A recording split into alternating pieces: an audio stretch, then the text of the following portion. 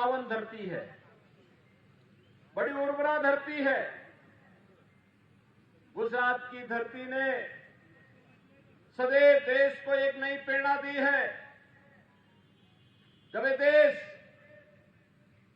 मध्यकाल के आक्रांताओं के कारण तमाम सामाजिक रूढ़ियों से जकड़ा हुआ था, उस कालखंड में स्वामी दयानंद सरस्वती गुजरात की धरती ने देश को दिए, जिन्होंने आर्य समाज के माध्यम से समाज को एक नई जागृति पैदा करने का काम किया था। गुजरात की धरती ने देश की आजादी के महानायक राष्ट्रपिता महात्मा गांधी दिए, और गुजरात की धरती के कारण भारत के एकीकरण के शिल्पी लौह पुरुष सरदार वल्लभ भाई पटेल भी गुजरात की धरती ने ही भारत को दिए हैं। जब भारत की राजनीति बेईमानी, भ्रष्टाचार, अराजकता और कांग्रेस के परिवारवादी राजनीति की शिकार बन चुकी थी, लोगों में आक्रोश था, राजनीति के प्रति अविश्वास था, उस कालखंड में गुजरात ने 2014 में देश के यशस्वी प्रधानमंत्री श्री नरेंद्र भाई मोदी भी गुजरात की धरती ने भारत को दिए हैं। और आज का दिन तो अत्यंत महत्वपूर्ण है। एक और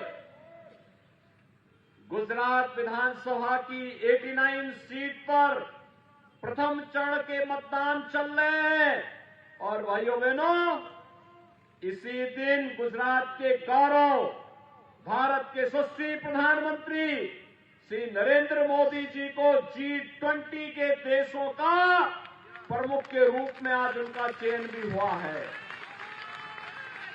भाइयों बहनों, G20 के ये देश दुनिया के वे 20 बड़े देश हैं जिनका दुनिया के 80% संसाधनों पर अधिकार है। भारत को आजादी के अमृत महोत्सव वर्ष में यह सौभाग्य मिलना, ये गौरव मिलना, ये प्रधानमंत्री मोदी जी के यशस्वी नेतृत्व और वैश्विक स्तर पर भारत की बढ़ती हुई प्रतिष्ठा का प्रमाण है। और इसीलिए आज मैं आप सबको इसकी बधाई देता हूं और प्रधानमंत्री मोदी जी का हृदय से अभिनंदन भी करता हूं। भाइयों बहनों, भारत आजादी के अमृत महोत्सव वर्ष में जिस ब्रिटेन ने भारत को 200 वर्षों तक शासन किया था, उस ब्रिटेन को पछाड़ करके दुनिया की 5वीं बड़ी अर्थव्यवस्था आज भारत बन चुका है। ये भी प्रधानमंत्री मोदी जी के यशस्वी नेतृत्व की देन है। भाइयों बहनों, आज भारत हर एक दिश से मजबूत हुआ है, हमारी सीमाएं सुरक्षित हुई हैं। याद करिए, आज से 20 वर्ष पहले गुजरात दंगा मुक्त हुआ था, कर्फ्यू मुक्त हुआ था, और आज प्रधानमंत्री मोदी जी के नेतृत्व में भारत आतंकवाद से मुक्त हुआ है, नक्सलवाद से मुक्त हुआ है, अलगाववाद से मुक्त हुआ है। एक भारत श्रेष्ठ भारत की परिकल्पना साकार हो रही है, और उसी को साकार बनाने के लिए गुजरात का ये मॉडल विकास के मॉडल के रूप में, सुरक्षा के मॉडल के रूप में दुनिया के अंदर बड़े चर्चा का विषय बना हुआ है। भाइयों बहनों, एक और सुरक्षित भारत, एक भारत श्रेष्ठ भारत की परिकल्पना साकार हो रही है, तो दूसरी तरफ संकट के समय में अपने नागरिकों के साथ कैसे खड़ा हो जाया जाता है, इसका भी प्रमाण प्रस्तुत किया है प्रधानमंत्री मोदी जी के नेतृत्व ने। कोरोना जैसी महामारी के दौरान जब सभी राजनीतिक दलों के लोग और दुनिया के तमाम देश किम कर्तव्य विमूढ़ की स्थिति में थे, तब प्रधानमंत्री मोदी जी फ्रंट फुट पर आकर के देश को लीड कर रहे थे, और उन्होंने उस समय नारा दिया था, जान है जहान है। जीवन भी और जीविका को भी बचाने का, जहां बीमार वहीं उपचार का, फ्री में टेस्ट, फ्री में वैक्सीन, फ्री में उपचार, और भाइयों बहनों हर गरीब को फ्री में राशन की सुविधा भी प्रधानमंत्री मोदी जी ने उपलब्ध करवाया। एक फ्री में राशन की सुविधा, डबल इंजन की सरकार महीने में 2 बार राशन भी दे रही थी। भाइयों बहनों इससे पहले कभी नहीं हुआ। और एक तरफ गरीब कल्याणकारी योजनाओं के माध्यम से हर एक गरीब को बिना भेदभाव के सबका साथ, सबके विकास के भावनाओं के अनुरूप कार्य करने का कार्य किया गया। वहीं दूसरी ओर भारत की आस्था का सम्मान भी प्रधानमंत्री मोदी जी के नेतृत्व में हुआ है। भाइयों बहनों, भारत की आस्था का सम्मान किस रूप में हुआ है ये किसी से छुपा हुआ नहीं। हम सब जानते हैं, अयोध्या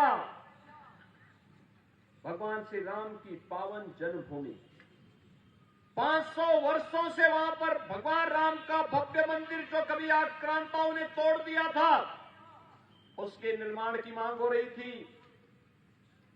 कांग्रेस उसमें बैरियर बन गया था। कांग्रेस उस मांग को पूरा नहीं होने देती थी। मोदी जी के प्रधानमंत्री बनते ही सारे बैरियर हट गए। अयोध्या में भगवान राम के भव्य मंदिर के निर्माण का कार्य प्रारंभ हो गया। देश के अंदर अगर आप देखेंगे चारों ओर आस्था का सम्मान किस रूप में हो रहा है।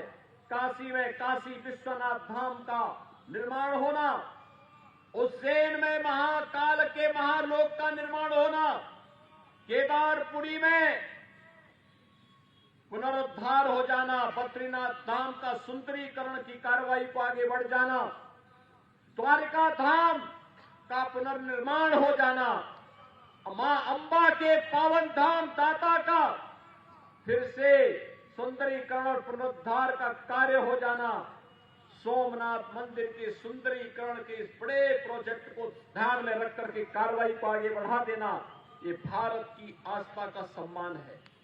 भाइयों बहनों, मैं आपसे पूछना चाहता हूं, आज देश के अंदर आतंकवाद की जड़ कश्मीर से धारा 370 समाप्त हो चुकी है। मैं आपसे पूछना चाहता हूं, क्या कांग्रेस कश्मीर से धारा 370 को हटा पाती? क्या कांग्रेस पे आपको विश्वास है हटा पाती? क्या कांग्रेस या आम आदमी पार्टी अयोध्या में राम मंदिर का निर्माण करा पाती? क्या काशी विश्वनाथ धाम का ये लोग निर्माण करा पाते? और क्या संकट के समय, कोरोना कालखंड में फ्री में टेस्ट, फ्री में उपचार, फ्री में वैक्सीन और फ्री में राशन की जो सुविधा मोदी जी ने दी, बीजेपी की डबल इंजन सरकार ने दिया, क्या आम आदमी पार्टी और कांग्रेस से सुविधा दे पाती? भाइयों बहनों, न ये आपके सुख दुख में सहभागी बन सकते हैं, न ये आपकी आस्था का सम्मान ही कर सकते हैं, न ये आपको सुरक्षा ही दे सकते हैं, और न हमारे देश को ये वैश्विक स्तर पर सम्मान ही दिला सकते हैं। तो फिर हम इनको चुनें क्यों? इनको कतई नहीं चुनना चाहिए, इनको कतई वोट नहीं देना चाहिए। याद करना, जब सोमनाथ मंदिर के पुनरुद्धार की बात आई थी, सरदार साहब ने बीड़ा उठाया था, कांग्रेस ने विरोध किया था।